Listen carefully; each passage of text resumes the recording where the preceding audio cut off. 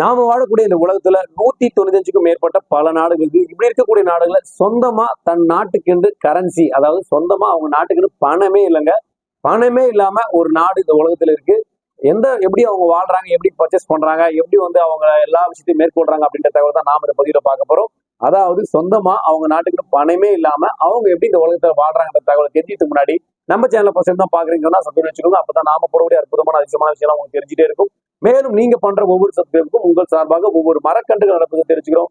வாங்க இப்ப வீடியோ போலாம். சொந்தமா பணமே இல்லாம ஒரு நாட்டில் இருக்கக்கூடிய மக்கள் வாழ்ந்துட்டு இருக்காங்க. எப்படி வாழ்றாங்க, எந்த நாட்டு பணத்தை அவங்க யூஸ் பண்றாங்க, எப்படி அவங்க வாழ்வாதாரம் இருக்கின்ற முழு தகவலை தெரிஞ்சுக்கலாம்.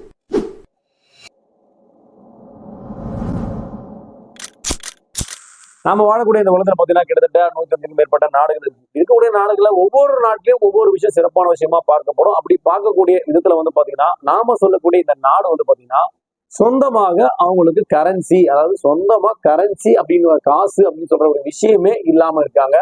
கிட்டத்தட்ட பாத்தீங்கன்னா இது வரைக்கும் இந்த 2025 இப்போ வரைக்கும் பாத்தீங்கன்னா அவங்களுக்கு சொந்தமான காசே கிடையாது. ஸோ சொந்தமா காசு இல்லைன்னா அவங்க எப்படி எல்லா விஷயத்தையும் மேற்கொள்றாங்க, எப்படி பர்ச்சேஸ் பண்றாங்க, எப்படி வாங்குறாங்க. இப்போ எது வந்தாலும் ஒரு பொருளை வாங்கணும்ல, அந்த காலத்துல பண்ட மாற்ற முறை பண்ணிட்டு இருந்தாங்க.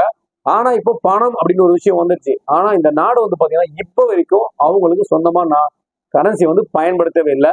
இந்த நாடு பாத்தீங்கன்னா முதலாவது இந்த நாடு எங்க இருக்கு நம்ம தெரிஞ்சுக்கலாம். இந்த நாடு பாத்தீங்கன்னா மாண்டே டெக்னோ ரே அப்படின்னு சொல்றாங்க. அதாவது இப்போ ஷார்ட்டா சொன்னீங்கன்னா மாண்டினேரே அப்படின்னு சொல்றாங்க.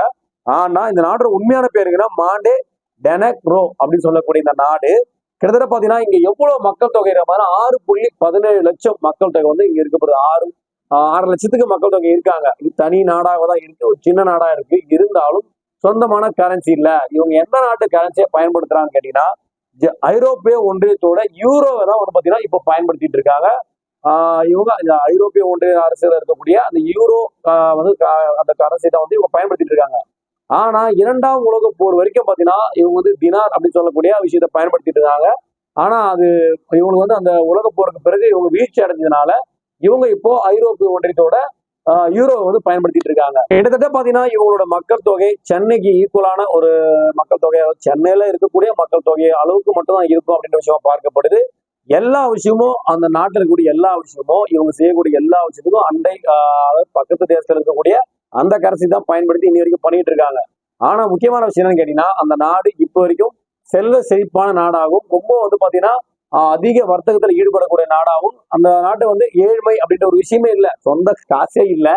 ஆனா அங்க ஏழை அப்படின்ற விஷயமே இல்லை. எல்லாருமே செல்வர்களும் செல்வம் செழிப்பு மிக்க எல்லாருக்கும் வருமானம் அதிகப்படியா இருக்கு. அந்த நாட்டில் கூடிய வறுமை கோட்டை கீழே நம்ம சொல்லுவோம் இல்லைங்களா, நம்ம இந்தியாவில அது போல வறுமை கோட்டைக்கு கீழே அங்க யாருமே இல்லை. எல்லாருமே செல்வந்தர்களா இருக்காங்கன்றத ஒரு சிறப்பான விஷயமா பார்க்கப்படுது. சொந்த காசே இல்லாம ஒரு நாட்டுல இருக்கக்கூடிய மக்கள் செல்வ செழிப்போடு இருக்காங்க அப்படின்றதா சிறப்பான விஷயமா பார்க்கப்படுது. சோ இதே போல பாத்தீங்கன்னா சொந்தமா கரன்சியும் இல்லாம சொந்தமா ஒரு விமான நிலையம் கூட இல்லாம ஒரு நாடு இருக்குங்க. சோ இந்த நாடும் பாத்தீங்கன்னா அவங்களுக்கு சொந்தமா கரன்சியும் கிடையாது, சொந்தமா விமான நிலையம் கிடையாது. ஆனா இங்க இருக்கக்கூடியவங்களும் ராஜ வாழ்க்கை, அதாவது கோடீஸ்வரர்களாக தான் வாழ்ந்துட்டு இருக்காங்க இங்க இருக்கக்கூடிய மக்கள் எல்லாருமே. சோ இந்த நாடு பாத்தீங்கன்னா லிechtenstein அப்படின்னு சொல்லக்கூடிய ஐரோப்பாவின் மிக பணக்கார நாடு அப்படின்னு சொல்றாங்க. ஐரோப்பால இருக்கக்கூடிய மிகப்பெரிய பணக்கார நாடு. ரெண்டாவது இன்னொரு முக்கியமான விஷயம் தான், மிகவும் ஐரோப்பால இருக்கக்கூடிய நாடுகளை ரொம்ப சின்ன நாடா இருந்தாலும் மிகவும் பாதுகாப்பான நாடு அப்படின்னு சொல்றாங்க. இங்க இருக்கக்கூடிய மக்கள் பணக்காரர்களும் பாதுகாப்பும் இருக்கான்னு சொல்றாங்க. இவங்களுக்கு சொந்தமா ஒரு ஏர்போர்ட் கூட கிடையாது. இவங்க எங்கன்னா வெளியில போகணும், வேற நாட்டுக்கு போகணும் சொன்னாலே இவங்க பக்கத்துல இருக்கக்கூடிய சுவிட்சர்லாந்தும் ஆஸ்திரியாவுக்கும் போய் தான், ஆஸ்திரியாவுக்கு போயிட்டு தான் அங்கிருந்து விமானத்தின் மூலியமா இவங்க வேற நாட்டுக்கு போறாங்க வராங்க. இவங்க பயன்படுத்தக்கூடிய எல்லா கரன்சி அப்படின்னு பாத்தீங்கன்னா சுவிட்சர்லாந்தோட யூரோவை தான் இவங்க பயன்படுத்திட்டு இருக்காங்க. இன்னும் சிறப்பான விஷயம் சொல்லணும் இவங்களை பத்தி அப்படின்னு சொன்னா, இவங்களுக்கு உள்ளூர் மொழி அப்படின்னு, அதாவது நம்ம தமிழ்நாட்டு தாய்மொழி தமிழ் சொல்றோம். நம்ம இந்தியாவில பல்வேறு மாநிலம் இருந்தாலும் எல்லாத்துக்கும் ஒரு மொழி இருக்குல்ல. ஸோ இந்தியாவுக்கே ஒரு மொழியோட இந்தியா அப்படின்னு சொல்லிட்டு இருக்காங்க. ஸோ அதுல மாட்டு கருத்து இல்லை. அது போல இவங்களுக்கு சொந்தமா தாய்மொழி கூட கிடையாது இந்த நாட்டில் இருக்கவங்களுக்கு. இவங்களுக்கு ஜெர்மனியோ பக்கத்துல இருக்கக்கூடிய பல நாடுகளுடைய மொழியை தான் இவங்க பேசிட்டு இருக்காங்க. இவங்களுக்கு தனியா ஒரு மொழி கூட இல்லை அப்படின்னு சொல்றாங்க. நாம சொல்லக்கூடிய இந்த லிechtenstein அப்படின்னு சொல்லக்கூடிய இந்த நாடு பாத்தீங்கன்னா மலை அடிவாரத்துல இருக்கிறதுனாலதான் இங்க ஏர்போர்ட் அமைக்க முடியும். நிறைய குறுகிய மலைகள் பள்ளத்தாக்குல, ஒரு பெரிய பள்ளத்தாக்குல இந்த நாடு இருக்கு. ஸோ அதனால பாரு சுற்றிலும் மலைகள் அதிகப்படியா இருக்கிறதுனாலதான் இவங்களுக்கு ஏர்போர்ட் வசதி ஏற்படுத்திக்க முடியல. ஏன்னா இவங்ககிட்ட அந்த அளவுக்கு காசு வசதி எல்லாமே இருக்கு. பணக்கார இந்த உலகத்திலே பணக்கார நாடா, சின்ன நாடா இவங்க இருக்காங்க. ஆனாலும் இவங்களால அதை பண்ணிக்க முடியல. ஸோ அதனாலதான் இவங்க பக்கத்துல இருக்க ஏர்போர்ட்டுக்கு போறாங்க. சொந்தமா கரன்சியை வச்சுக்கிறது இல்ல.